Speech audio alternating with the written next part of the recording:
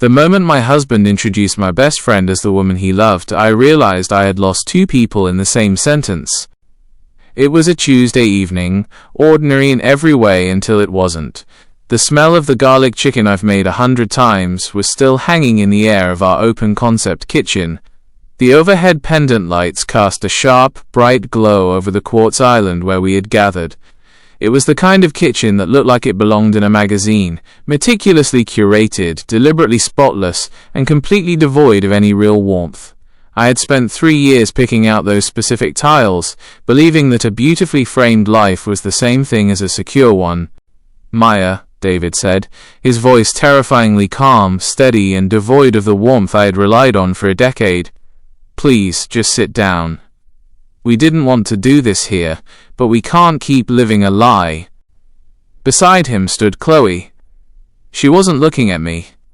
She was looking at the floor, her fingers nervously twisting the strap of her leather handbag, the very bag I had helped her pick out for her birthday 3 months ago at a small boutique downtown.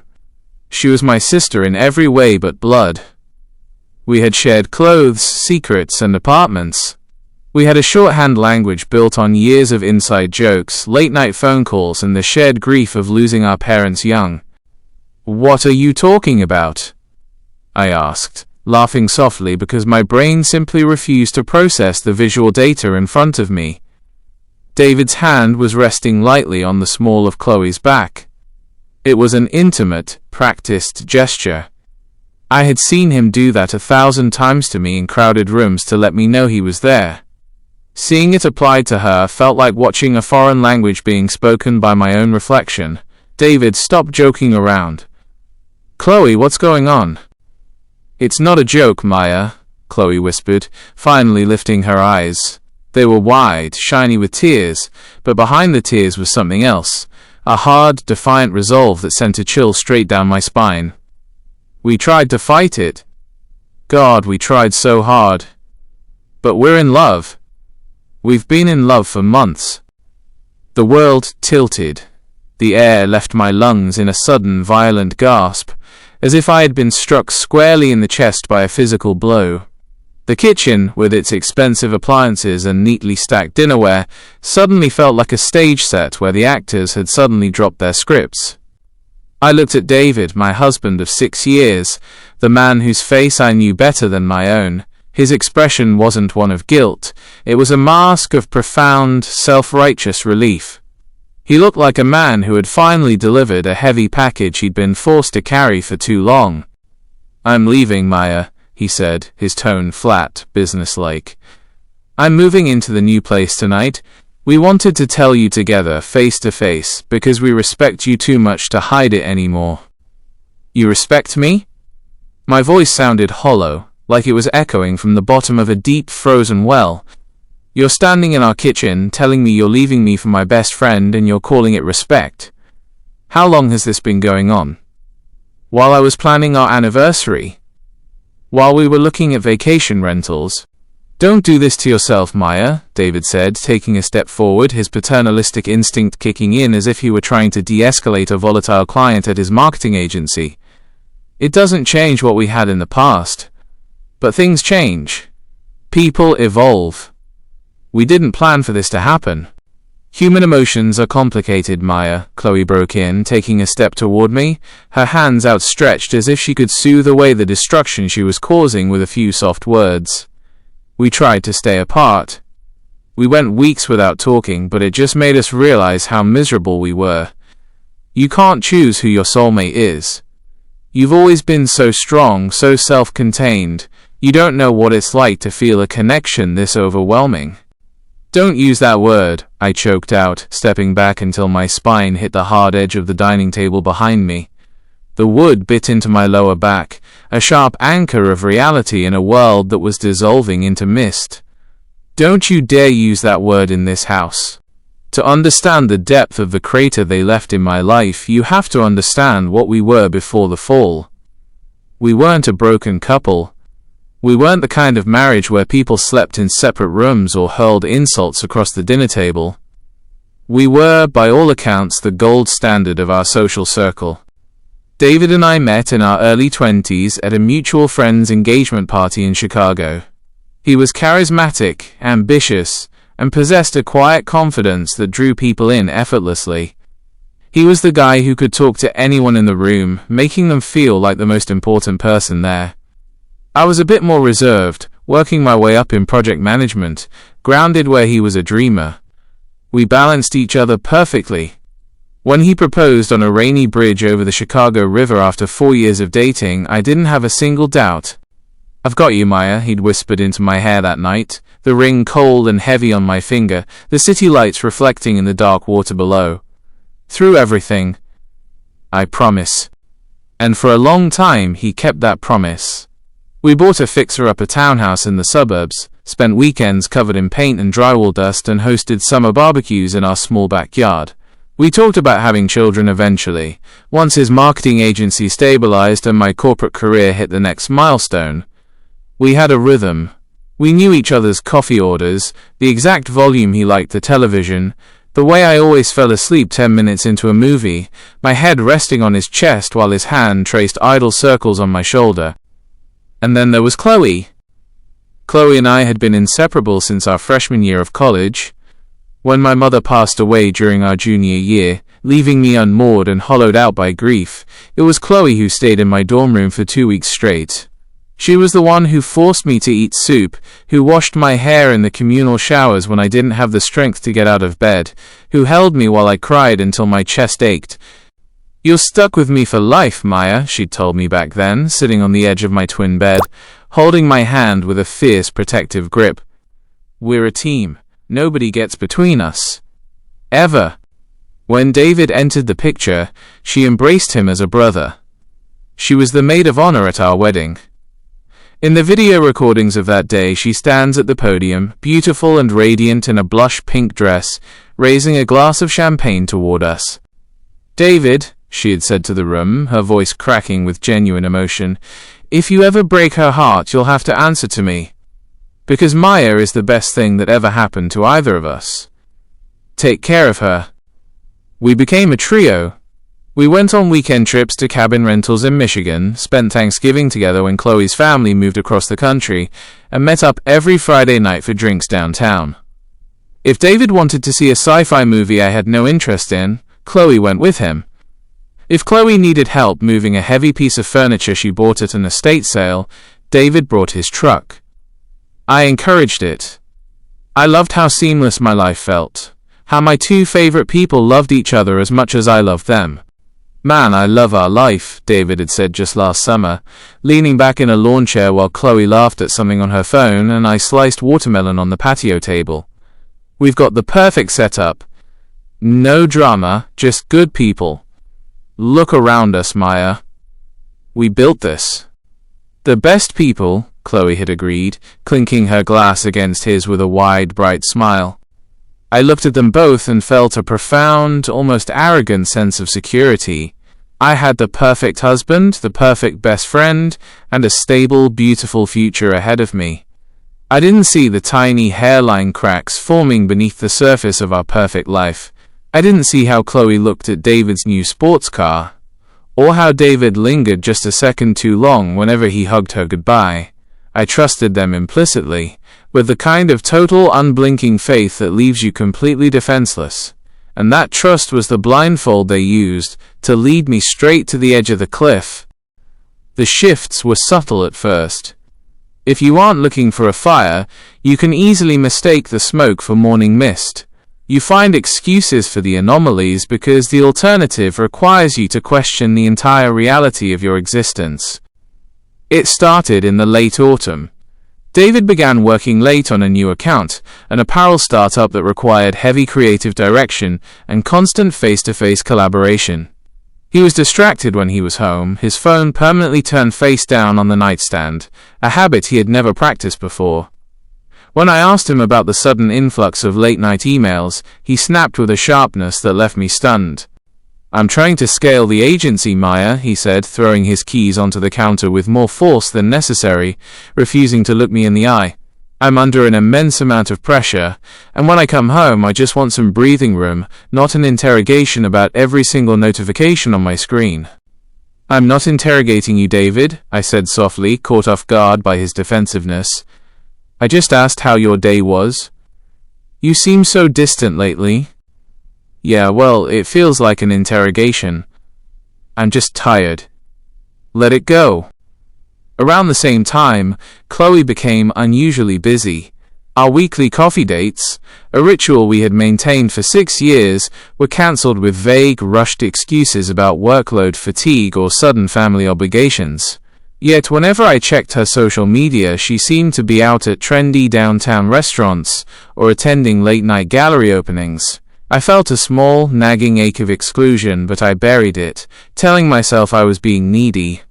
One evening, while David was supposedly at a late-night client dinner in the city, I called Chloe because I was feeling lonely and anxious, the silence of the townhouse starting to feel heavy. The phone rang 3 times before going straight to voicemail. 10 minutes later, I received a text. "Hey babe. So sorry, in a movie with a guy from work. Total last-minute thing. Call you tomorrow, Xoxo." I smiled, feeling a brief flash of genuine excitement for her. Chloe had been single for a year, and she deserved happiness. I texted back, "Ooh, tell me everything later. Enjoy." The next morning at breakfast, I mentioned it to David as he poured his coffee. Chloe might finally have a new guy. She was out on a date last night at that new indie theater downtown. David didn't look up from his tablet. He poured cream into his coffee, his hand completely steady, his face an unreadable mask. "Oh yeah. Good for her. It's about time she found someone who can keep up with her." "Did she mention anything to you about a new guy?" I asked, completely innocent. "You two talk about creative stuff sometimes. Thought maybe she dropped a name." David finally looked at me, his eyes cold, devoid of the usual affection. "Why would she tell me about her dating life, Maya? She's your friend. I don't keep tabs on Chloe's sex life." The harshness of his words felt like a slap. "I didn't say she was keeping tabs, David. It was just a casual question." "Well, it's annoying," he muttered, grabbing his briefcase and walking out. A week later, we hosted a small dinner party for David's business partner Marcus and his wife Sarah. Chloe was there too. Throughout the evening, I noticed a strange, suffocating tension in the room. Marcus looked at me with a sort of pitying intensity that made my skin crawl, while Sarah seemed overly formal, avoiding eye contact with Chloe entirely, her responses short and clipped. When I went into the kitchen to grab another bottle of wine, Sarah followed me. She closed the door behind her, her face pale, her hands trembling slightly as she smoothed down her skirt.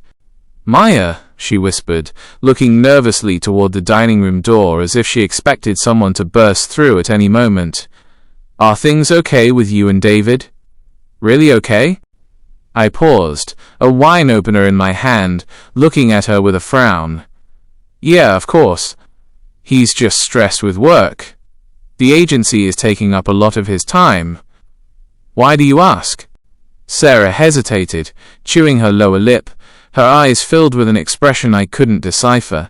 It looked like a mix of terror and profound sorrow. "Nothing. Just make sure you're taking care of yourself, Maya. David's been spending a lot of time out lately, and Marcus mentions they aren't always at the office together when David says they are. Just look out for yourself, okay?" "What do you mean?" I asked, my heart skipping a beat, a sudden cold dread pooling in my stomach. Where else would he be? Before Sarah could answer, the kitchen door swung open and Chloe walked in, a wide, bright smile on her face, a beautiful, vibrant presence that instantly changed the energy of the room. "Need help in here, Maya? The boys are running low on ice, and David is telling that hilarious story about his first pitch again." Sarah instantly shut down, offering a tight, forced smile before slipping back into the dining room without another word. Chloe walked over to me, leaning against the counter, looking radiant in a dark green silk dress that caught the light perfectly. I noticed a small gold necklace around her neck, a delicate pendant shaped like a crescent moon, glittering with tiny diamonds. "Sarah seems tense tonight," Chloe remarked, pouring herself a glass of water. Is she okay? Her energy is so off. I think she's just tired, I muttered, staring at Chloe's throat. I felt a strange sense of familiarity looking at that piece of jewelry. That's pretty. Is that new? Chloe's hand flew to her throat, her fingers covering the pendant in a quick, defensive motion. Oh. Yeah. Just a little treat-yourself purchase. I saw it online and couldn't resist. Anyway, let's get that ice out there before David loses his audience. It wasn't until weeks later, after the world had ended and I was clearing out the desk in the home office, that I found the receipt in David's corporate expense folder. It was from a boutique jeweler downtown, dated for a Tuesday afternoon, the exact same day he told me he was trapped in a 4-hour budget reconciliation meeting with their bank.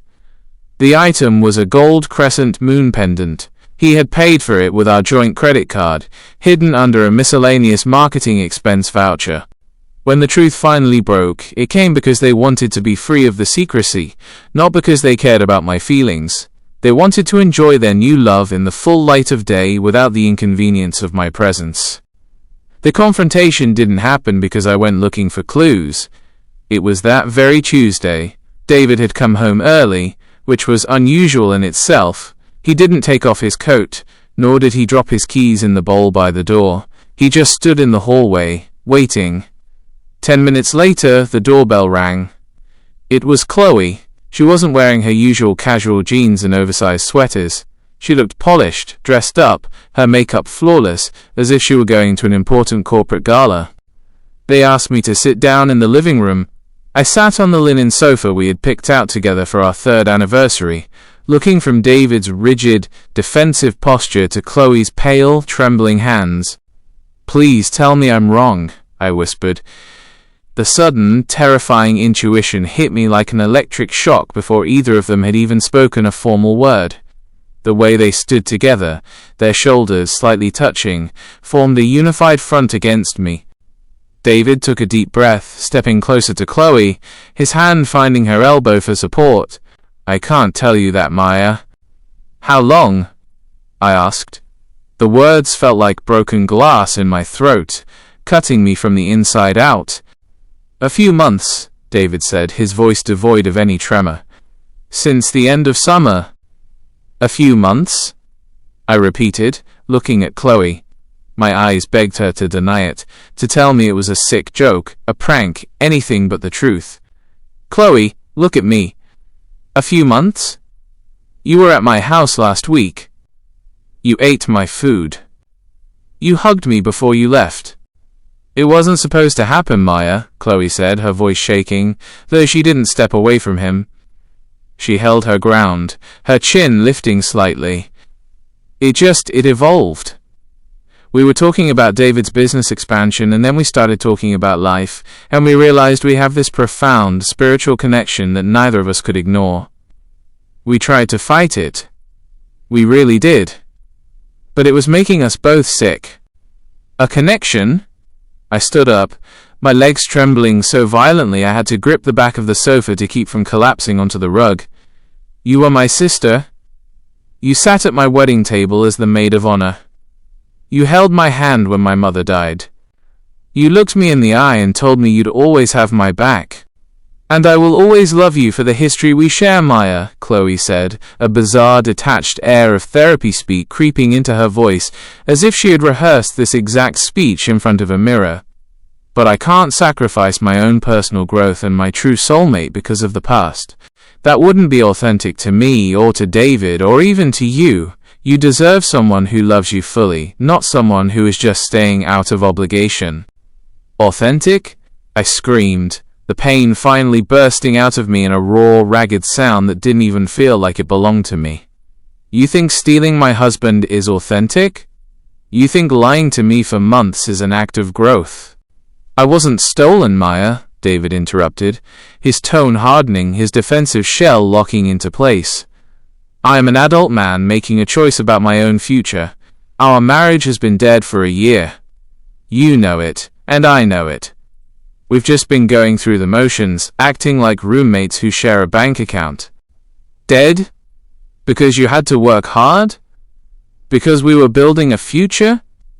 I looked at him, searching his face for a single trace of the man who had promised to hold me on that rainy bridge in Chicago. There was nothing. Just a stranger with a cold, impatient stare who looked inconvenienced by my grief. You never said a word to me. You never asked for counseling. You never told me you were unhappy. We were trying for a baby over the summer, David. Because I didn't realize what real happiness looked like until I found it with Chloe, David said. The words were a direct, brutal stab to the chest, delivered with a casual certainty that made me feel like an extra in my own life story. Get out, I whispered, the anger suddenly burning away the tears, leaving a cold, hard vacuum inside me. Maya, let's be mature about this, Chloe said, taking a step forward, her hand reaching out as if she still had the right to comfort me. We wanted to do this right. We wanted to tell you together so there wouldn't be any rumors or backstabbing. We wanted to be honest. Do this right? I shouted, stepping back from her touch as if she were venomous. You've been sleeping with my husband for months. You wore a necklace he bought you with our money into my kitchen. You sat at my dinner table and smiled in my face while planning to destroy my life. Get out of my house. It's my house too, Maya, David said quietly, his voice dripping with condescension. But I'm leaving tonight anyway. I've already signed a lease on an apartment downtown. Chloe is moving in with me. I've packed my essentials. Tonight? I looked at the single large suitcase sitting by the front door that I hadn't noticed when Chloe walked in. He had already moved his clothes out gradually over the past weeks under the guise of dry cleaning or donation drops. The betrayal wasn't a sudden confession, it was a highly orchestrated, cold-blooded evacuation plan. We'll handle the legal stuff through lawyers, David said, reaching into his pocket and placing his silver house key on the kitchen island with a soft, metallic click. I don't want this to get ugly. I've left enough money in the joint account to cover the mortgage for the next 2 months. After that, we'll need to put the house on the market and divide the equity. You've planned everything, I said, the realization settling over me like cold cement. You two sat down, calculated the numbers, rented an apartment, packed your bags, and then came here to perform this little exit interview for me. We wanted to minimize the damage, Chloe said softly, her eyes downcast again. You are the damage, I shouted. Both of you. Get out of my sight before I throw every single thing you own out into the street. Get out, David sighed, a look of profound disappointment crossing his face, as if I were a difficult child throwing an unreasonable tantrum at a restaurant. Come on, Chloe. Let's go. She's not in a state to talk rationally right now. We'll let her calm down. Chloe looked at me one last time. There was a brief flicker of guilt in her eyes, a momentary realization of the horror she had wrought, but it was quickly replaced by a smug, triumphant lift of her chin as David placed his hand on her waist to guide her out. She turned, slipped her hand into his and walked out the front door. The click of the lock exploding into the empty house was the loudest sound I had ever heard. I fell to my knees on the hardwood floor, the cold air from the open door washing over me, and I wept until my throat was raw and I had nothing left inside but a hollow, aching void.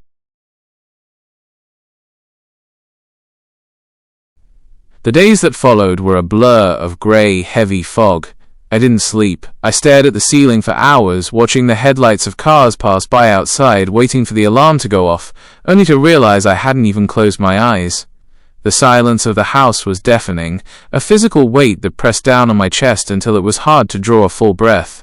I wandered through the rooms like a ghost, looking at the empty spaces in the closets where his clothes used to hang, the missing toothbrush in the holder, the sudden lack of noise. But the true horror of the betrayal didn't stay confined to our empty home. It spilled out into the digital world, weaponized by the very people who had broken me, rewritten to make them look like the victims of fate rather than the architects of deceit. 3 days after they left, Chloe posted a photo on Instagram. It was a professionally shot picture of 2 champagne flutes, against the backdrop of a glittering city skyline from a high-rise balcony downtown. The lighting was perfect, golden hour illuminating her face as she laughed. The caption read, **. Sometimes the universe takes you through the storm just to show you where you truly belong. New beginnings with my soulmate. True love requires courage. #true love. #new chapter. #authentic living. The comments were a chorus of support from our mutual friend group, people we had known for years, people who had spent weekends at our house. So brave, Chloe.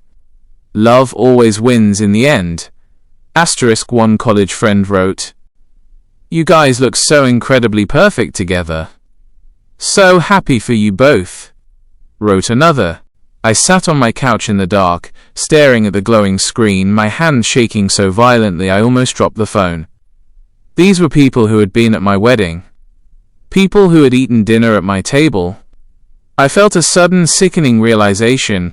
They had already known, or if they hadn't known the details, they had been fed a carefully crafted narrative that made David and Chloe the tragic heroes of a grand romance, and me the cold, unfeeling corporate obstacle they had to overcome to find happiness.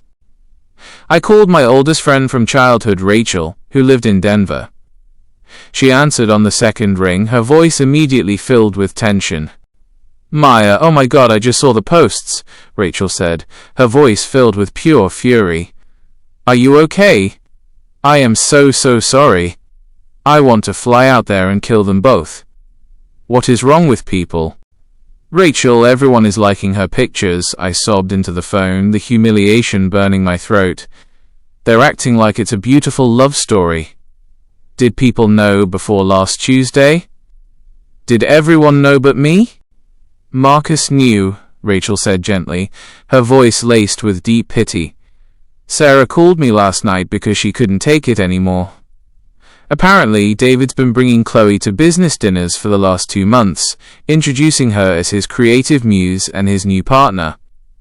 Marcus told David it was a bad idea, but David convinced everyone that you and he were already separated in spirit. He told people you were cold, that you refused intimacy, that you were focused entirely on your career, and that you were basically living like roommates who didn't speak. He paved the way for this months ago, Maya. He made you the villain before he even left. That's a lie. I shouted into the empty room, my voice cracking. We were trying for a baby over the summer. He bought me flowers for our anniversary in October. We went to dinner for his birthday 3 weeks ago and he told me he loved me. I know, Maya. I know it's a lie, Rachel said softly. But people believe what's easy to believe, and honestly, David is charismatic, and Chloe is charming. They're selling a fairy tale of destined love, and people love a fairy tale because it excuses bad behavior. You need to block them. Right now. Do not look at their pages. It's poison. But blocking them didn't stop the financial and legal reality from crashing down on me. A week later, I received a certified letter from David's lawyer. He was filing for divorce on the grounds of irreconcilable differences. The terms were brutal, calculated to pressure me into a quick settlement. He wanted half the equity in the house immediately, which meant I had to sell the home I loved within 60 days, or find a way to buy him out of his portion, an impossible feat on my salary alone. I called David, breaking my strict promise to myself not to contact him. He answered after a long delay, his voice professional, cool, and completely detached, as if I were a vendor disputing a billing invoice. Maya, you should be speaking through my attorney. We agreed to keep this professional. David, you left me with a mortgage I can barely afford on my salary alone, and now your lawyer is demanding I liquidate the house within 60 days?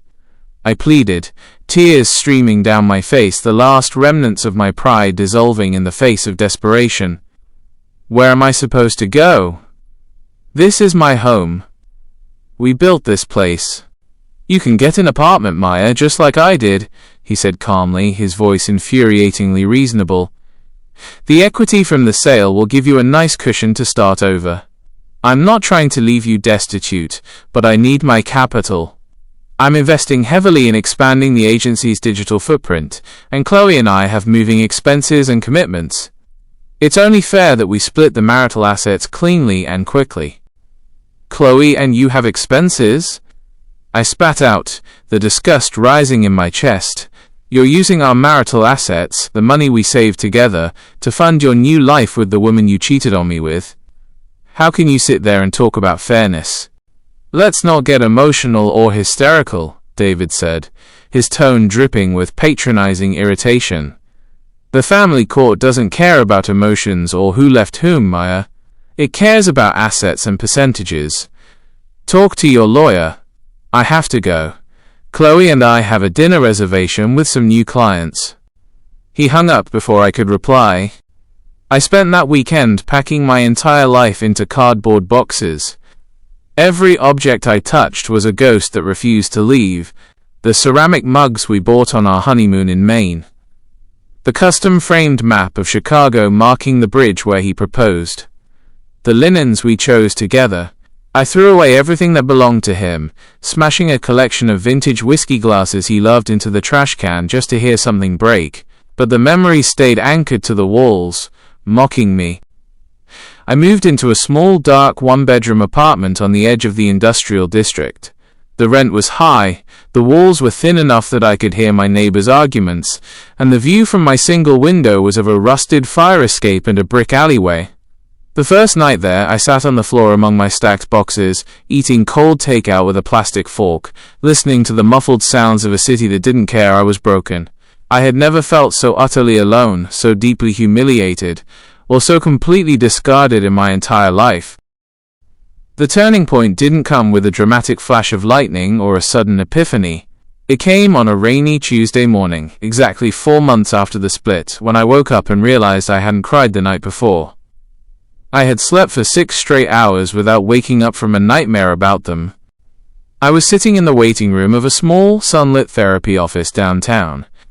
The walls were painted a soft, calming sage green, and the air smelled of chamomile.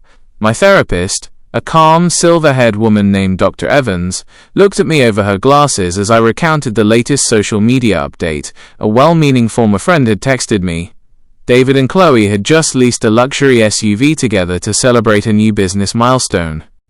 Maya, Dr. Evans said, her voice steady, grounded, and entirely devoid of the empty pity I had been getting from everyone else. Why are you still measuring your worth by the currency of their life? Because they got everything, I said, my voice barely a whisper, my fingers twisting a tissue into a tight shred. They got the love, the social circle, the validation, the new car. They took the life we built, stripped my name off it and kept running. And I got a 1-bedroom apartment with a view of a dumpster and a mountain of legal fees. It feels like they won, Dr. Evans. It feels like bad people win all the time. A marriage built on a foundation of betrayal isn't a prize, Maya. It's a high-interest debt, Dr. Evans said, leaning forward. Right now, you are mourning the illusion of what you thought you had. You thought you had security, but you had a partner who was capable of doing this. The reality of who David is has now been exposed. But you have an opportunity they don't have. What opportunity? To live in a tiny apartment alone? The opportunity to build a life based entirely on the truth, she said. They started their new chapter with a spectacular lie, and they have to maintain that lie every single day to convince themselves and everyone else that it was worth the destruction. You don't have to maintain anything. You get to start your life with absolute honesty. Who do you want to be when this pain isn't the loudest voice in your head anymore? That question stayed with me. It became the anchor I used to pull myself out of the dark. I realized that as long as I spent my days angry at their success, I was still letting them manage my emotional budget. Instead of focusing on what had been violently taken from me, I began to focus on what I could fiercely control. I poured myself into my work at the engineering firm. As a senior project manager, I had always been organized, but now I became surgical. I volunteered to lead a massive, multi-million-dollar urban infrastructure project that required absolute focus, complex logistics, and long hours of data analysis. It wasn't a distraction, it was a reclamation of my intelligence and my competence. I was good at my job, and unlike my marriage, the laws of physics and project management didn't lie to me. One afternoon, my regional director called me into his office. He was a no-nonsense man who valued efficiency above all else. Maya, he said, sliding a thick blue folder across the desk toward me. "The regional vice president role is opening up in our Denver office next month. It's a massive step up, high stress, heavy travel, but a major salary increase and a seat at the executive table. I've watched how you've handled the city infrastructure project over the last few months under what I know has been incredible personal strain. You haven't missed a single deadline. In fact, you're ahead of schedule. I think you're the only person for the job. Do you want it?" I looked at the folder. A year ago, I would have hesitated. I would have thought about David's agency in Chicago, about Chloe's proximity, about the townhouse yard we were planning to landscape in the spring. I would have sacrificed my own growth to keep our shared life stable. Now, there was absolutely nothing tying me to this city. The strings had been cut, and though it had been painful, it meant I was completely untethered. "Yes," I said, my voice firmer and more resonant than it had been in months. "I want it. I'll take it." I didn't move to Denver immediately. The logistical transition would take 6 months of preparation, but the decision shifted something fundamental inside my mind. I started running in the mornings, watching the sunrise over the city skyline, feeling the cold air clear my lungs and make me feel alive. I joined a local pottery class on weekends, working the heavy clay with my hands, making new friends who didn't know David, didn't know Chloe, and only knew me as Maya, the sharp, funny, independent woman who made slightly lopsided ceramic bowls and laughed easily. I stopped checking their social media entirely. I deleted the apps from my phone, blocked their numbers, blocked their friends, and told anyone who tried to bring me gossip that I was no longer accepting deliveries from the past. I didn't want to know about their perfect life. I was too busy engineering my own. One evening, Rachel flew in from Denver to help me look over some relocation paperwork. We sat on my small balcony, wrapped in heavy wool blankets, drinking a bottle of expensive red wine I had bought to celebrate my promotion. "You look entirely different, Maya," Rachel said, studying my face in the amber glow of the twilight. "The last time I saw you, you looked like you were translucent, like a shadow could walk through you. Now you look solid, like granite." "I feel solid," I said, realizing with a shock of pleasure that it was the absolute truth. For a long time, I felt like a ghost walking through someone else's life, trying to keep everyone else happy. But now, this is my career. This is my wine. This is my future. They didn't take my life, Rachel. They just took the version of it that wasn't working anyway. "I am so incredibly proud of you," Rachel said, clinking her glass against mine. "And for what it's worth, the gossip mill back here is starting to turn. Sarah called me last week." I held up my hand, stopping her mid-sentence, a calm smile on my face. "Rachel, please." "I don't care. Let them live whatever life they're living." "No, Maya, listen to me," Rachel insisted, a small, knowing smile on her face that was hard to ignore. "You don't have to seek revenge when people are perfectly capable of destroying themselves through their own nature. Just keep that in mind. While I was quiet, building my life in the shadows, the world David and Chloe had created was beginning to get loud. When you steal something, you spend the rest of your life terrified that someone is going to steal it back from you. Mistrust is a highly contagious disease, and they had injected it straight into the heart of their relationship. Because I had completely severed ties with our old social circle, the information only reached me in unavoidable random fragments. The first true sign of trouble came through Marcus's wife Sarah, who cornered me at a professional networking gala downtown 6 months after my promotion had been announced. "Maya," Sarah said, pulling me into a quiet alcove near the catering tables, her eyes wide with a mixture of excitement and anxiety. "You look incredible." "Wow. That dress is stunning. Denver is going to love you." "Thanks, Sarah," I said, keeping my tone polite, professional, but firmly guarded. "Things are very good. I'm really focused on the move next month." "I'm glad," Sarah said, her voice dropping to a conspiratorial whisper as she looked over her shoulder. "Because honestly, things are an absolute, unmitigated mess back here. David and Chloe are completely unraveling. I felt a slight prickle of human curiosity, but I kept my expression neutral, my posture straight. "Oh? David's agency lost the apparel account last month," Sarah said, shaking her head with a look of grim satisfaction. "The big one. The one he brought Chloe in on to manage the creative direction. Apparently, Chloe insisted on running the entire campaign, but she completely blew the production timeline, missed 3 major client deliverables because she was overwhelmed, and the client walked. It was 40% of their projected Q2 revenue. Marcus is furious because his equity took a massive hit." "That's unfortunate for the agency," I said carefully, refusing to gloat. "It's unfortunate for their relationship, or whatever they're calling it," Sarah scoffed, rolling her eyes. "Marcus says David is working 80-hour weeks to cover the financial shortfall, sleeping on the couch at the office half the time. And Chloe is losing her absolute mind because he's never home. She's convinced he's doing to her exactly what he did to you." "What do you mean?" "She's become insanely paranoid, Maya," Sarah said, leaning closer. "She's been showing up at the office unannounced at 10 o'clock at night, checking his phone log while he sleeps, demanding to know who every new female intern or account executive is. Marcus said they had a screaming match in the parking lot after work last Thursday that the whole design team witnessed. David told her she was ruining his career and his reputation, and she shouted at the top of her lungs that he only loved her when she was a secret, and now that she's his real life, he treats her like an inconvenience."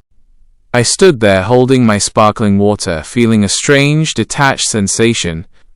I didn't feel a rush of joy, nor did I feel a pang of pity. I just felt the cold weight of inevitability. It was like watching a poorly designed bridge collapse under its own weight. It wasn't a tragedy, it was just bad engineering. "They built a house on quicksand, Sarah," I said softly, setting my glass down on a passing waiter's tray. "You can't be surprised when the walls start to lean. If you marry a man who cheats on his wife, you inherit a husband who is capable of cheating." She bought the product, now she has to deal with the warranty. The fractures worsened over the next 2 months, spreading from their personal life into their financial foundations. A few weeks before my scheduled move to Denver, I received an email on my personal account late at night. It was from a strange randomized Gmail address, but the writing style, frenetic, defensive, emotional, was unmistakably Chloe's. "Maya," the email began without a greeting. "I know you hate me. You have every right to hate me, and I'm not asking for your forgiveness. But I need to ask you something, woman to woman, because I have no one else to turn to who knows him. When you and David were married, did he ever have a hidden account with a credit union called Apex? I found a statement in his briefcase yesterday for an account I didn't know existed, and there are thousands of dollars moving through it.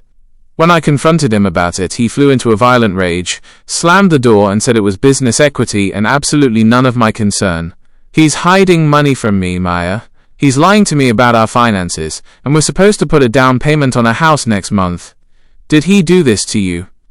Please, just tell me if this is who he is. I feel like I'm going crazy." I stared at the screen for a long time, the glow of the laptop illuminating my dark living room. I remembered Apex Credit Union. It was the account David had set up years ago for his independent consulting bonuses, an account he always told me was a rainy day fund for our future children's college fund. During the divorce proceedings, his lawyer had claimed that account had been closed due to corporate losses and bad investments. My lawyer hadn't pushed hard enough because I had been too broken, too desperate to get out of the marriage, to force a forensic audit. He hadn't just lied to me, he had lied to the family court, and now he was lying to the woman he had abandoned his marriage for. He was a serial concealer, a man who kept compartments because he couldn't bear the vulnerability of being fully known. I sat there for a moment, my fingers hovering over the keyboard. I could reply. I could send her the old divorce documents. I could stoke the fires of her paranoia and watch their relationship burn to the ground from the comfort of my couch. Instead, I hit the delete button. Then I emptied the trash folder. I didn't reply. I didn't forward it to my lawyer to reopen the asset division. The financial loss was in the past, a premium I had willingly paid for my absolute freedom from his toxicity.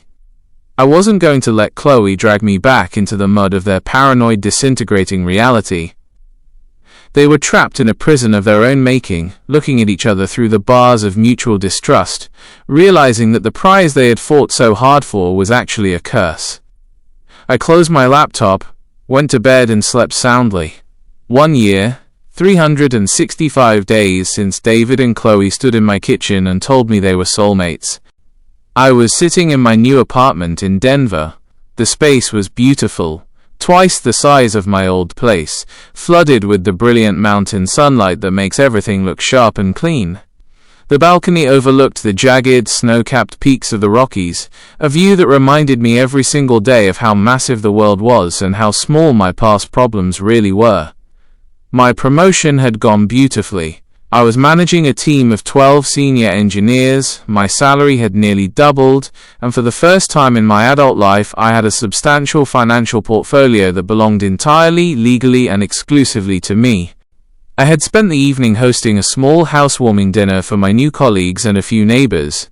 The kitchen still smelled of roasted rosemary, garlic chicken and good wine, but this time the atmosphere was filled with genuine laughter, mutual respect and the ease of real friendships.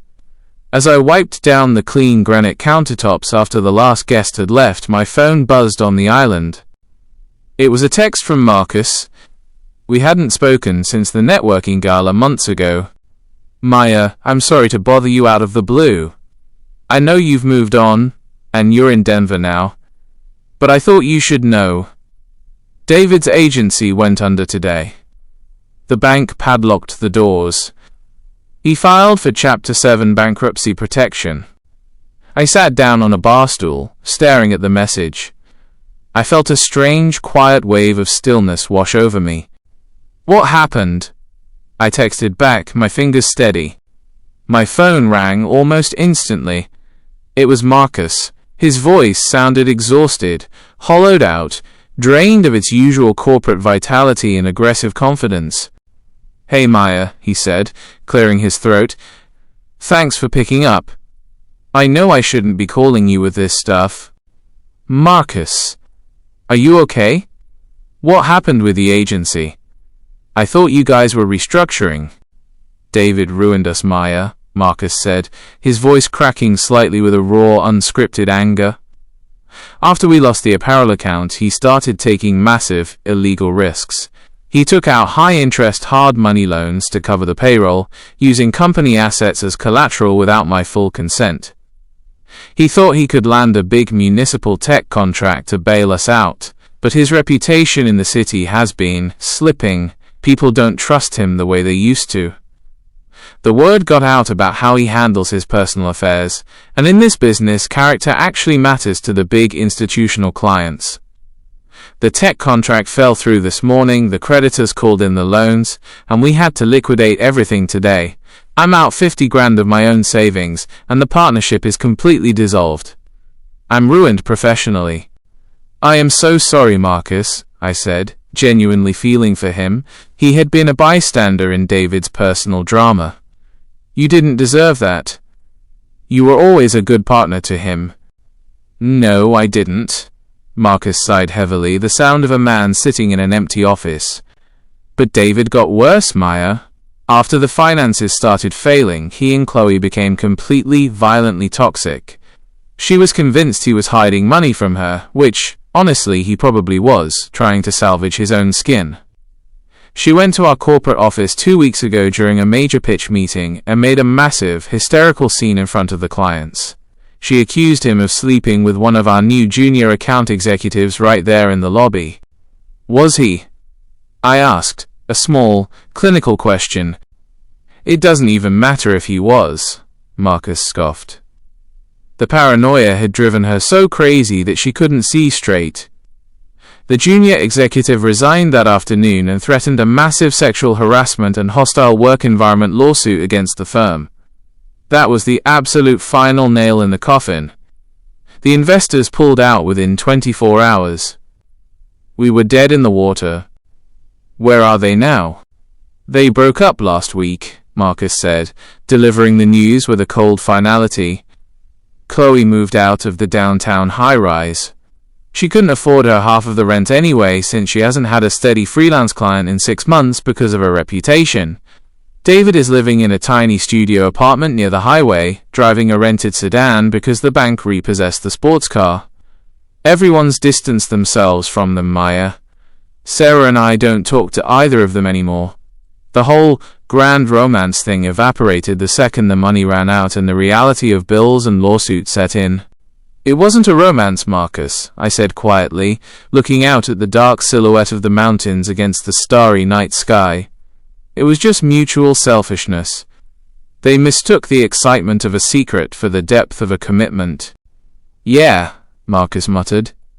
Anyway, I just wanted to tell you. You survived the worst of him, Maya. We're all seeing who he really is now. You're the lucky one. You got out with your sanity.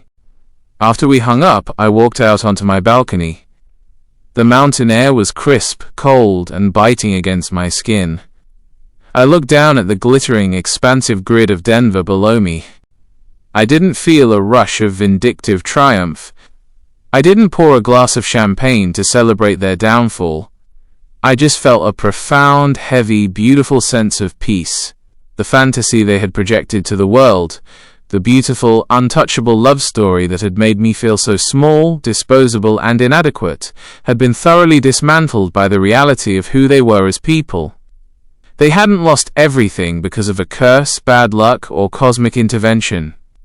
They had lost everything because they were takers, and once they had nothing left to take from me, they naturally turned on each other, consuming their own foundation until there was nothing left but ash. The climax of their collapse didn't happen in a courtroom, a dramatic confrontation, or a crowded room. It happened on a rainy Thursday afternoon in late autumn, exactly 14 months after our divorce had been legally finalized. I was back in Chicago for a 3-day National Engineering and Infrastructure Conference. I was staying at a boutique hotel downtown, scheduled to give the keynote presentation on sustainable urban logistics the following morning.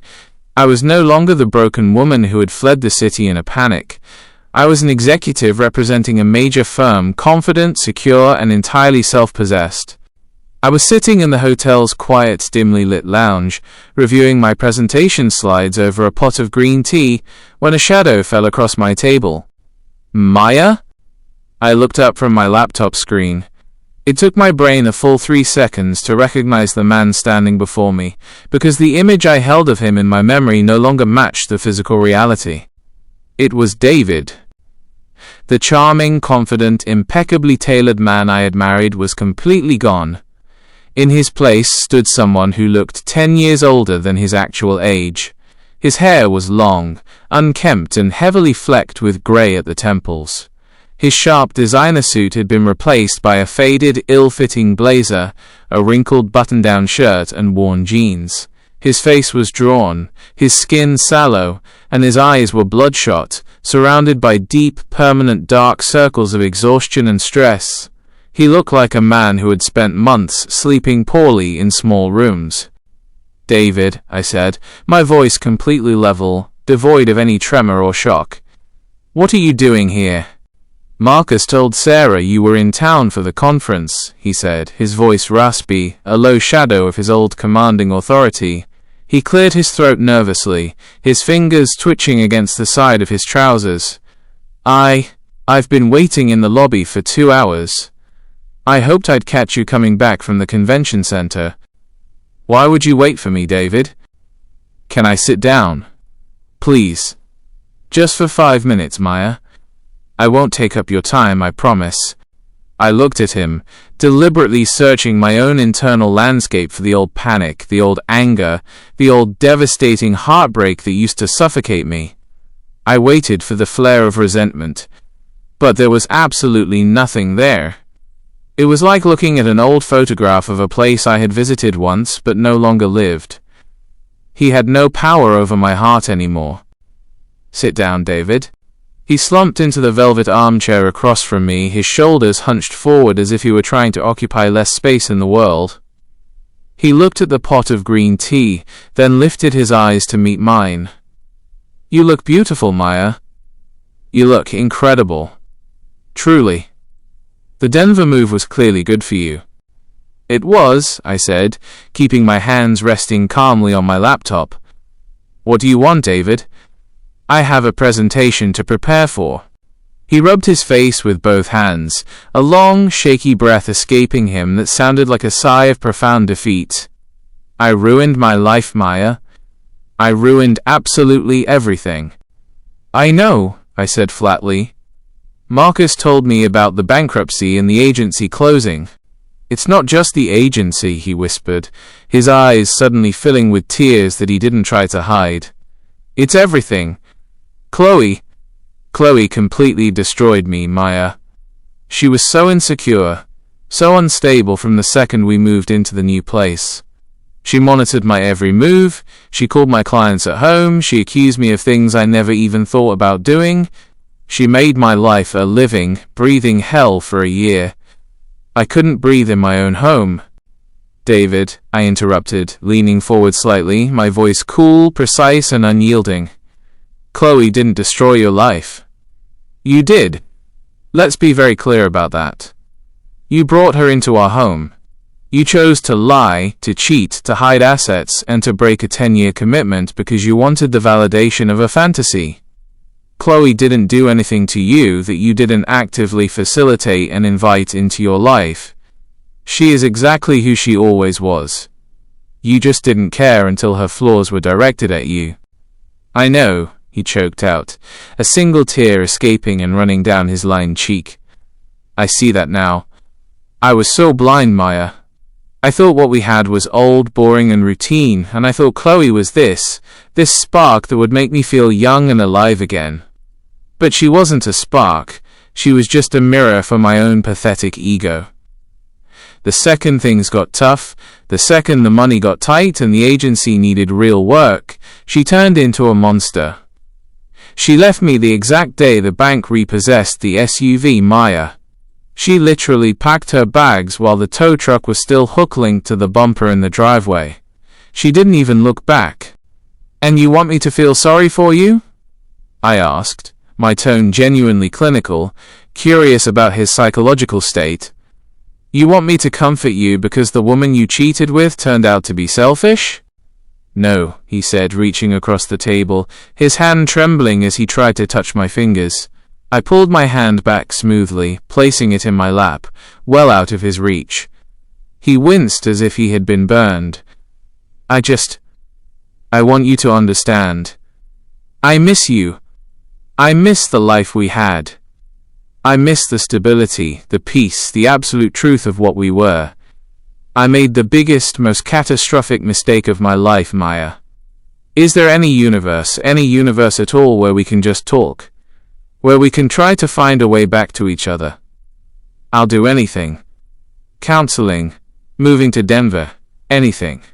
I looked at him, this broken, bankrupt, middle-aged stranger, begging for the ghost of a marriage he had personally set on fire in a fit of arrogance. David, I said, my voice rich with a calm, unshakable clarity that felt like iron. The woman who would have forgiven you, the woman who would have worked through your unhappiness, the woman who loved you blindly and would have sacrificed her career to save your agency. You killed her 14 months ago in our kitchen. You executed her with total confidence. She doesn't exist anymore. Maya, please. No, listen to me, I said, interrupting him with a firm lift of my hand. You didn't destroy my life, David. You destroyed your own. I survived.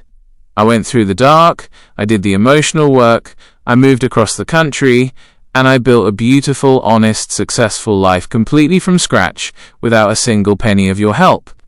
I don't hate you. I don't wish you harm or misery. But I don't love you anymore.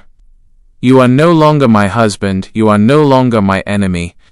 You are just a very expensive lesson I had to learn about trust. He stared at me, his mouth slightly open, recognizing the absolute terrifying finality in my eyes. The charming, manipulative boy had completely run out of tricks, and he knew it. I'm going to go back to my room now, I said, closing my laptop and sliding it into my leather briefcase. I stood up, smoothing down my tailored blazer, and placed a $20 bill on the table to cover the green tea. Good luck with your bankruptcy restructuring, David. I hope you find a way to become a man who doesn't need to break beautiful things just to feel alive. I turned and walked toward the bank of elevators across the marble lobby. I didn't look back to see if he was watching me. As I waited for the elevator doors to open, my phone buzzed in my pocket. It was a notification from an unknown, unlisted number, but this time it was a text message. Maya. It's Chloe. I know you probably hate my guts, and I don't blame you at all. I wouldn't blame you if you spat in my face. But Sarah told me you were in town for the conference. I'm living in a terrible, damp studio apartment on the south side, working a retail job at a department store just to pay my electric bill. David completely and utterly lied to me about everything. His money, his business equity, his character. He used me to escape his own responsibilities, and then he blamed me for his creative failures. I lost my career, my friends, and my self-respect because of him. I am so deeply sorry for what I did to you, Maya. I was so jealous of you. I wanted the perfect, secure life you had, and I thought if I took him, I'd get that life automatically. But there was nothing inside him to take. He was hollow. I'm so incredibly lonely. Can we please just talk for an hour? I need my friend. I need the only person who understands. I stood in the bright, mirrored elevator car as the doors smoothly slid open. I looked down at the long text message on my screen. I didn't feel anger. I didn't feel a desire to reply with a biting, cruel comment to gloat over her misery. I just felt a profound, almost chilling realization of how completely she had missed the point of everything. She still thought the perfect life was the husband, the car, the social standing, the presentation. She didn't understand that the beauty of my old life wasn't David. It was the integrity, the loyalty, the work ethic, and the capacity to love deeply that I had carried within my own soul. She had stolen the shell of my marriage and wondered why it was empty and cold inside. I hit the block button on her number, permanently deleting the message.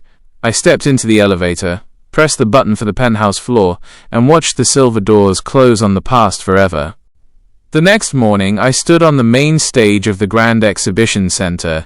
The room was massive, filled with over 500 engineering professionals, corporate executives, and city planners. The stage lights were bright, the air buzzing with the collective energy of industry leaders. I delivered my keynote presentation on sustainable infrastructure and long-term project logistics with absolute, unshakable confidence. My voice echoed clearly through the massive auditorium, grounded in data, experience, and real authority. When the final slide flashed onto the screen, the room erupted into a loud, sustained roar of applause. As I walked off the stage, my regional director met me at the steps with a massive smile, handing me a fresh cup of coffee and shaking my hand warmly. "Brilliant execution, Maya," he said, his eyes shining with pride. "You absolutely crushed it. The executive board is ecstatic. You've put the Denver office on the map today." "Thank you, boss." I smiled, taking the coffee, feeling the warmth of the cup against my palms. It felt good to deliver. That evening, I boarded the flight back to Denver.